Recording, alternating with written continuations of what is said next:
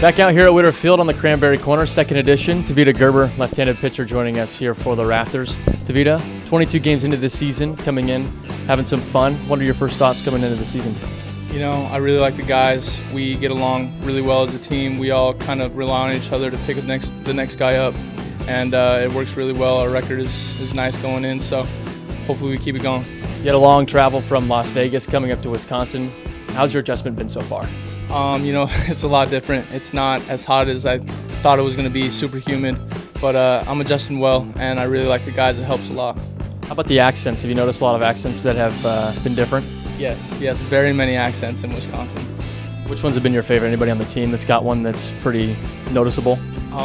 Steckel. Steckel has a nice Buffalo accent, straight from New York, so it's pretty nice. What about Stevenson, his teammate from Canisius? Stevenson, yes, absolutely. He's got that Canada thing going on. He's got the A bud, stuff like that. So you have a teammate, Bryson Stott, that also came from UNLV, and you guys have had a chance to play with each other now this summer. What's that been like having a teammate come along with you for the ride? It kind of makes everything easier, helps you get situated easier. Everything kind of becomes more comfortable because you got somebody that you know with you, and it helps out on the field. I know he's always got my back behind at shortstop, so it helps a lot. What's the biggest joke or fun that you guys have had? Like, is there an inside joke that you and Bryson have that is just like, okay, when you're pitching, Bryson knows and you guys just laugh on the field? Yeah, when he doesn't get to a ball, I flash my glove at him. It's a saying for no range, no errors. So whenever he makes an error or doesn't get to a ball, I kind of just say, no range, no errors, no worries, bro. UNLV, you had a chance to bring in Greg Maddux in your second season. What's that been like to have him as a pitching coach for you?